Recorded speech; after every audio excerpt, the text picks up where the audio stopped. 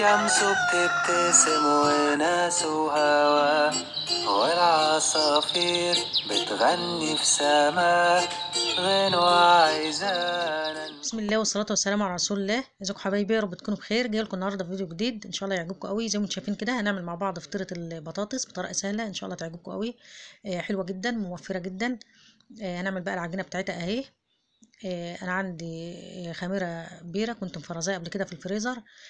جبت قالب كده وقطعته زي ما انتم شايفين بالشكل ده. وقت ما بحتاج بطلعها تفك شويه وبعد كده بستعملها. انا حطيتها بقى في كوبايه كده. واحط عليها معلقه كبيره كده من السكر وكوبايه ميه سخنه يعني دافيه شويه. وهسيبها بس مده 10 دقايق كده تتفاعل وبعد كده هستعملها. بدوب بقى الخميره اهي. معايا هنا بقى كوبايتين دقيق، كوبايه ميه عشان لو احتجت ميه. وحاطه هنا برضو ذره ملح كده ومعلقه صغيره كده من البيكنج باودر ومعلقه كبيره كده من السكر. هسيب بقى الخميره لمده 10 دقايق كده تتفاعل بس. وبعد كده هعجن بها بقى. خلاص كده شايفين. ما سبتهاش وقت كتير يعني يا دوب 10 دقايق بس. احط بقى هنا الكوبايتين الدقيق. تقدري بقى تزودي الكميه على حسب ما انت عايزه. نعمل بس كوبايتين دقيق هطلع بقى فطيره حلوه كده. والحشو هو بقى ممكن تحشيها اي حاجه بس انا هحشيها بطاطس كده بيخلي طعمها حلوه جدا. هتشوفوها معايا هتبقى عامله ازاي. حطيت هنا بقى المكونات بتاعتنا اهي. هقلب بقى كل المكونات الجافه الاول كده. معلقه السكر اللي احنا حطيناها على الخميره عشان تنشط الخميره كده. احط بقى الخميره اهي. ممكن تعجنها بلبن لو احتاجت سوائل تاني. هقلب بقى كله بالمعلقه الاول كده عشان الدقيق بس يتلم معانا ما يعفرش معانا كده. ممكن برضو يعني عشان تعززي بقى العجينه معاكي كده ممكن تحطي معلقه لبن بودره على الدقيق برضو. خلاص كده اهو. هلمها بايدي بقى كده لغايه ما تنضف من ايدي خالص يبقى كده اتعجنت معانا. طبعا العجينه عشان فيها خميره لازم تتخدم كويس يعني لازم ان انا اعجنها من مده من 10 دقايق لربع ساعه كده. احط هنا بقى معلقه كبيره كده من الزيت عشان الم العجينه اهي. هعجنها شويه ولو احتاجت ميه احط برضو من الميه دي لو ما احتاجتش خلاص كده.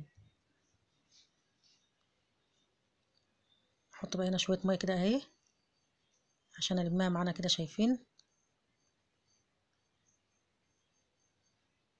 خلاص كده اتلمت معانا خالص اهي شايفين بقى العجينه عامله ازاي.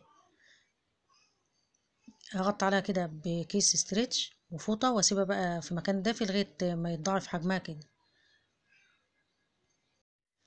هسيبها بقى ترتاح يعني نص ساعه كده ممكن تسيبها اكتر. لان كل ما بترتاح بتتفرد معاكي وبتضاعف حجمها يعني وكده. هجهز بقى الخلطه اهي. حطيت هنا بصله وعليها شويه زيت وهسيبها بقى لغايه ما تدبل شويه. مش عايزاها تغير لونها ولا اي حاجه. خلاص كده اهو.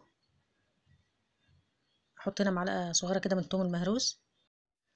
واقلب بقى كله مع بعضه لغايه ما ريحه الثوم تطلع كده. واحط بقى هنا قرن فلفل انا مقطعاه صغير كده.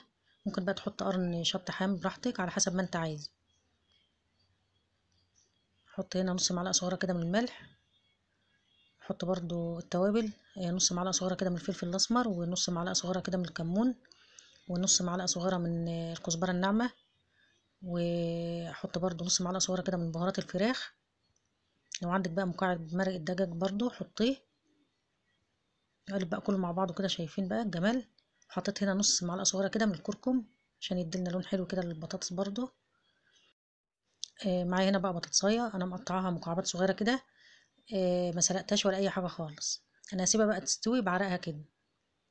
نحط هنا برضو شويه شبت وبقدونس وكزبره انا كنت مفرزاه. لو عندك بقى فريش يكون افضل. الورق بتاعه كده اهو بيدي البطاطس طعم حلو قوي. اقلب بقى كله مع بعضه كده واسيبها على نار هاديه لغايه ما تستوي كده بعرقها. وهغطي عليها برضو عشان يساعد على السوا بتاعها يعني. شايفين اهي. خلاص كده استوت جاهزه معانا. هطفي عليها البوتاجاز بقى احنا عايزينها تكون مستويه كده. هجهز بقى العجينه اهي. سبتها نص ساعه. هقسم بقى العجينه دي يعني تقرصتين كده، عشان هعمل واحده في ارضيه الصينيه وواحده فوق. والحشوه بينهم كده اهي. شايفين بقى العجينه عامله ازاي؟ ناعمه جدا. كل ده عشان سبتها اختمرت كويس وخدت راحتها كده في التخمير، وكمان عجنتها كويس. اي عجينه تحط فيه خميره لازم تسيبيه يرتاح كويس، ياخد وقته في التخمير، وكمان تعجنيه كويس. هدهن بقى الصينيه اهي زيت، لو عايزه بقى تدهنيها سمنه. هفرد بقى العجينه دي اهي. تتفرد بكل سهوله خالص. احطها بقى في الصينيه كده وافردها برضو. ممكن تعمليها فطيرتين صغيرين زي ما انت عايزه، وممكن تعملها زي ما انا بعملها بالطريقه دي. انا هعمل واحده تحت في الصينيه كده، وبعد كده احط الحشوه، وبعد كده احط التانية عليها، افردها عليها كده. شايفين بقى ريحتها ما شاء الله حلوه قوي. ممكن بقى تعمليها يعني الحشوه دي ممكن تحشيها لحمه مفرومه، ممكن عجوه، ممكن شوكولاته، ممكن نوتيلا. ممكن برضو تقطعي جبنه كده وتحط عليها برضو قرن فلفل وشويه زيت زيتون وتقلبوهم مع بعض وتحشيها برضو كده. اي حشوه تيجي معاك بتبقى طعمها حلو قوي يعني. خلاص كده اهو. انا سبت بقى طرف العجينه ما حطيتش عليها حشوه، عشان وانا بقفلها كده لازم التقفيله دي كويس قوي عشان الحشوه ما تطلعش منك بره كده. معايا بقى بيضه اهي. احط عليها ذره فلفل اسمر كده عشان زفرت البيض، وهسيب بقى دي ترتاح 10 دقايق كده قبل ما ادخلها الفرن. وقبل ما ادخلها الفرن بدهنها بقى بالبيض كده. هدهنها بقى اهي.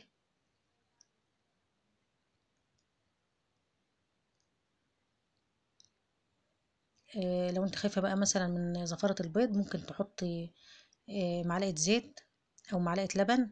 ممكن برضو تحطي حاجه بسيطه خالص كده من الفلفل الاسمر بيشيل زفره البيض برضو. احط بقى على الوش كده شويه سمسم وشويه حبه البركه.